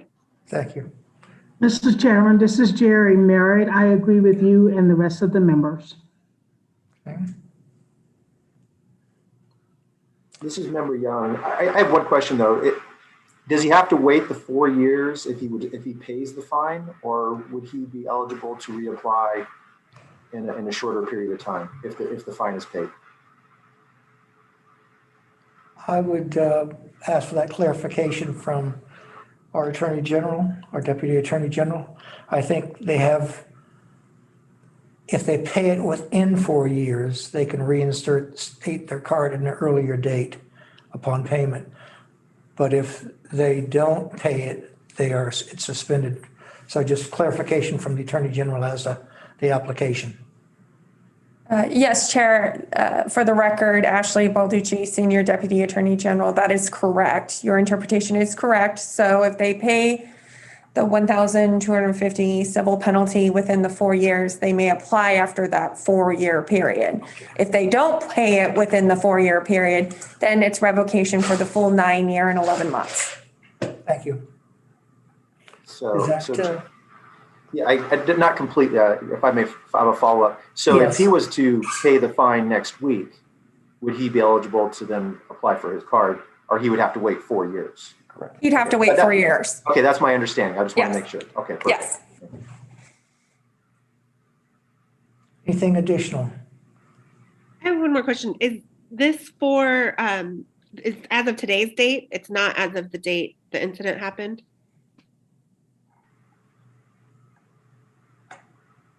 For Senior Deputy Balducci.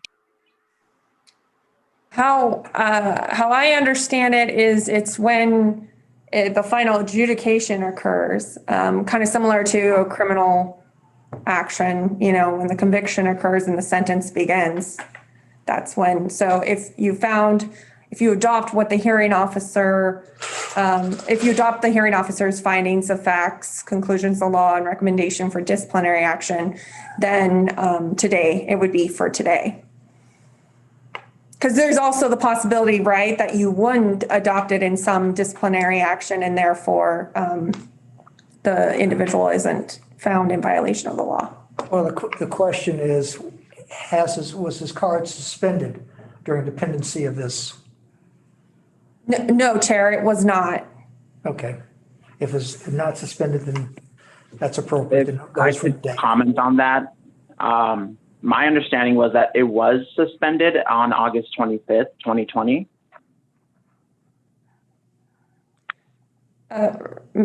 If I may respond, this was not a suspension This was a complaint for disciplinary action, and the requested relief was revocation of your agent cards. There was no mention, to my knowledge, of a suspension in the complaint.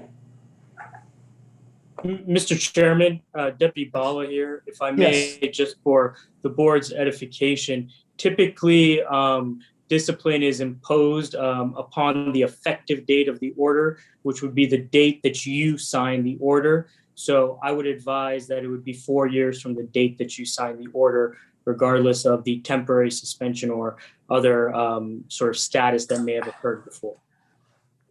I appreciate that interpretation, but quite often you get credit for time served or suspension or things from the date of your inability to go forward. That's an option that's normally available. But with the clarification in the record today that it was not suspended, it kind of moots that issue, but it's an issue that is important to note. I would make a formal motion then to, as I said, accept the disciplinary recommendation as item number 1, as item number 2, the modification of the $12,500 if paid in 4 years to a 4-year suspension. If not, then suspended for the 9 years, 11 months. That would be my recommendation. And Chair, for clarification purposes, the civil penalty was $1,250. Thank you for that correction. And also, just for candor to the board, if suspension was mentioned in the complaint, it was mentioned as far as to the extent that the board may suspend as one of the types of discipline that could have been imposed. But I did not seek a suspension as part of the requested relief. And that's how I understood. I've made a motion. Mr. Chairman, this is Member Nylander. I second that motion. It's been moved and seconded. All in favor, please say aye. Aye. Aye. Any opposed? And any abstentions? Mr. Jaron, thank you. It may not be the outcome you hope for. However, that is the position of the board as of this matter. So now we move our agenda. We come to the item number 11, briefing to the board from the executive director. Updates, information. Great, thank you, Chair. Members of the board, I wanted to update you briefly on current legislative session. Some of the activities since it began in early February. The CCB's only bill, Senate Bill 49, was introduced on the 1st and had its first hearing at the Senate Health and Human Services Committee meeting on February 4th. This bill, as you're aware, it is not only just a housekeeping bill. Member Nylander, that word is stricken from CCB, the dictionary for the time being. But it is a bill that just makes a few administrative fixes that were needed since the CCB began operations last year. At the Senate hearing, the chair of the committee asked the CCB give an agency overview, which we did. We were able to answer a number of questions that committee members had regarding the CCB and our operations. Also on February 4th, the CCB was asked by the chair of the Assembly Judiciary Committee to also give a brief overview of our agency. And again, we answered several questions from committee members regarding the CCB. So overall, a positive first showing. The legislature seemed eager to learn about the CCB and what the past 7 months have been like as oversight of cannabis has now fully transitioned. Over the past couple of weeks, there have been a small number of cannabis-related bills introduced, so we are starting to see actual bill language now. We remain engaged with bill sponsors on those bills, as well as continuing to be a resource for legislators on any cannabis-related issues. Just a couple more items. As I mentioned previously in the agenda, CCB staff is working towards holding our next workshop in late March or early April. We anticipate this workshop will address a number of items, including packaging and labeling, which is probably the most important item. We just recently finished an informal survey to licensees on packaging and labeling and look forward to receiving additional public and industry input on any proposed changes to the NCCR that might be needed. Finally, Chair, I'd like to take this opportunity to notice industry members and our public stakeholders on CCB staff's current intentions and work to further refine NCCR 5. In particular, the waiver requirements around ownership under 5% as it pertains to publicly traded companies. Chair, as you've mentioned on more than one occasion, all of our NCCRs, including NCCR 5, are very much living documents. You know, our responsibility as a regulatory body, especially one like ours that enjoys some regulatory flexibility, is to always ensure our regulations remain effective and that they allow us to do our jobs as regulators as well as allow the industry to grow and function appropriately, but that they always follow the public policy of the state. So we're beginning to go through NCCR 5, comparing our goals to other state regulations as well as appropriate Nevada gaming regulations around publicly traded companies. We plan to provide industry guidance in the near term, accompanied by additional workshops leading up to what we feel will likely be some necessary amendments to NCCR 5. So just given some of the comments lately, including some at the Senate HHS hearing on the CCB bill, I wanted to make clear and put on the record that the work is ongoing around this topic and will continue in the coming months. So with that, Chair, members of the board, I'm happy to answer any questions, and that concludes my report. Just note for the record that we've been in the news recently as the survey that was put out to the board as to ownership and minority participation, as well as the most recent as to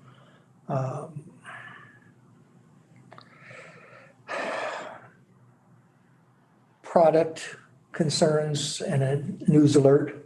Any comments as to those two items?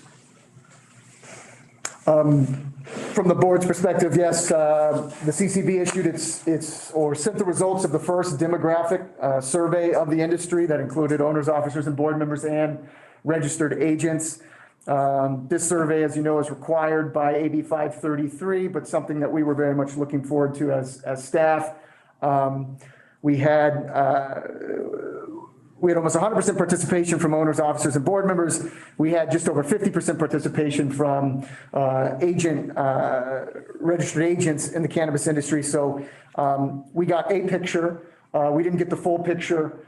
So I think we're in a good position now that we have baseline data, which means if we do push initiatives, which we will push initiatives on diversity, we will have something to compare it to and gauge our work year over year as we initiate additional surveys, and then also allowing us to drill down on some of the questions we asked, not only to get more participation, but to get a clear picture of diversity and how, as a board, we can work through and help promote any kind of equity and inclusion initiatives that the board feels necessary for the industry.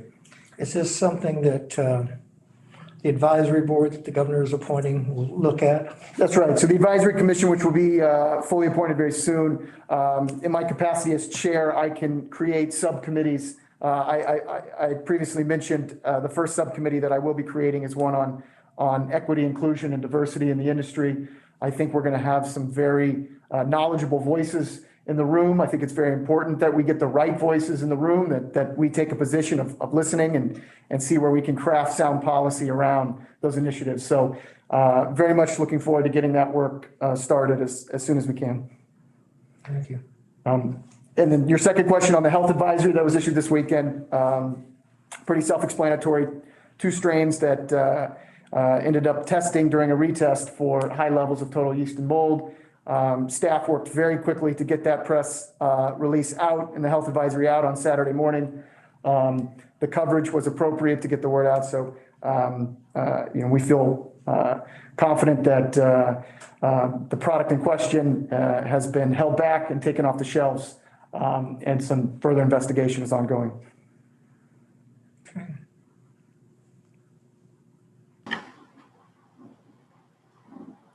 Mr. Chairman, I had one quick question for Director Klimas.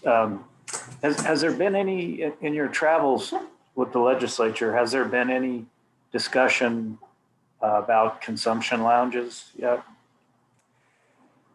So the chatter exists, Member Nylander. The bill has not dropped yet, so we have not seen any language, but I fully anticipate it to come out. We've heard concepts from different individuals. I know there's multiple concepts out there of how that would look, including different kinds of business models.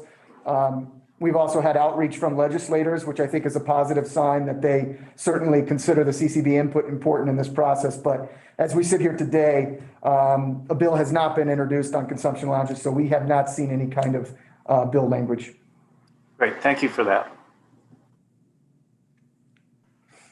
Any other board member have anything they wish to bring up to our director while you have him?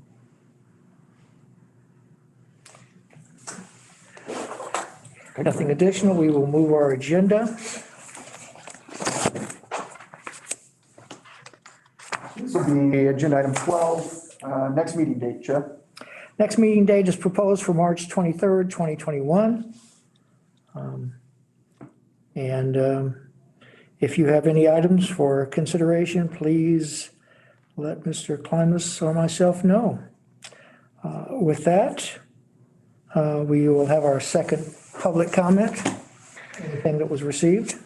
Thank you, Chair. We did receive public comment during the meeting. So Ms. Bonner, if you are ready, if you could please read in the public comment received since the start of the meeting. Thank you. For the record, Tiana Bonner, PIO for the CCB. We have 3 additional public comments. The first one is from Danny Baranowski. My name is Danny Baranowski. I'm the Vice President of the Chamber of Cannabis. On behalf of our coalition of industry leaders, I want to thank the CCB for the 2 reports released in preparation for the legislative session. It was disturbing to note the disparity between white people in leadership positions compared to minorities, and also between women and men in leadership. Quoting the report, pursuant to NRS 678A, the board will establish a pilot program for identifying opportunities for an emerging small cannabis business to participate in the cannabis industry. We would like to extend an offer to the CCB for access to the experts on our board to assist in development of this pilot program. Furthermore, we would like to offer assistance in filling roles within your advisory board, especially with minorities and women whose voices have not been heard, which is clear when looking at the CCB's report. We're looking forward to the legislative session that will ideally open new lines of commerce with social use venue licensing, which would provide the platform and vehicle for opportunities for an emerging small cannabis business to participate in the cannabis industry.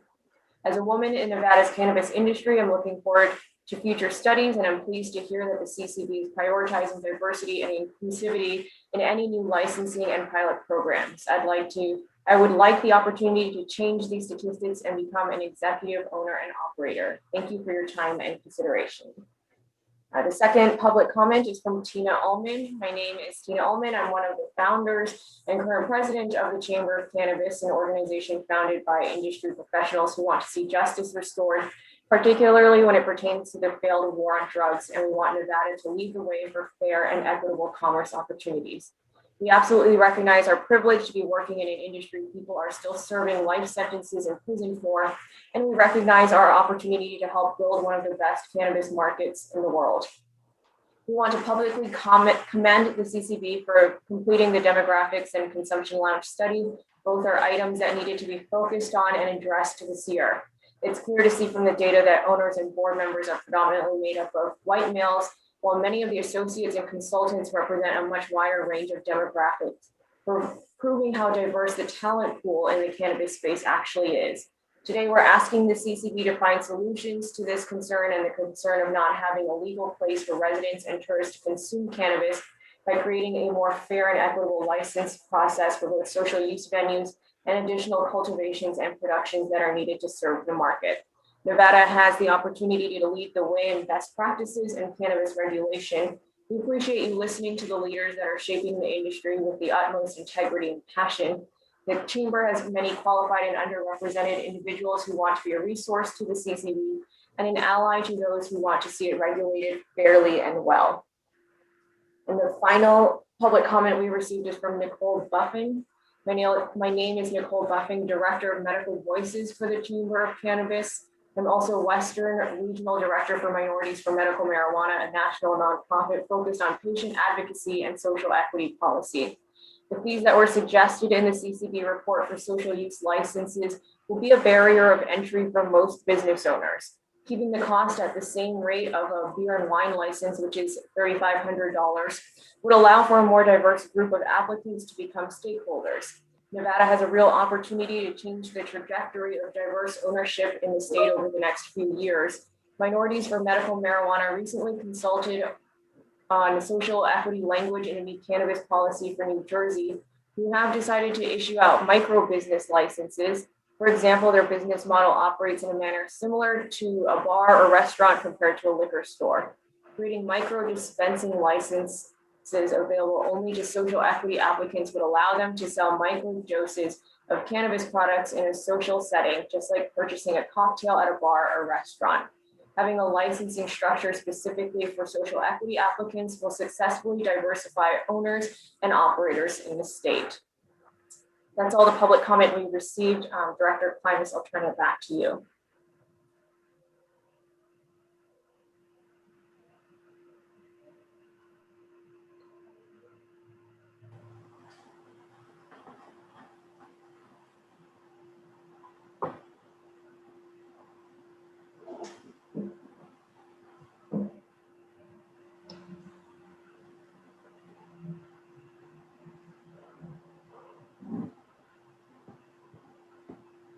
Oh, I'm sorry. Thank you, Ms. Bonner. We were on mute, so we had a great conversation here. So I'll turn it back to the chair.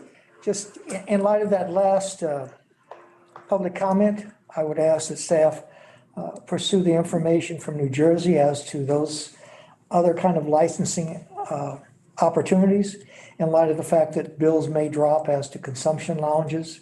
This may be something that would be good for as a part of that dialogue. Absolutely, Chair. We will do that. With that, if we have nothing else for the good of the order, we are adjourned. I thank our board members as always for being prepared and being here. Thank you. Thank you. Thank you and have a good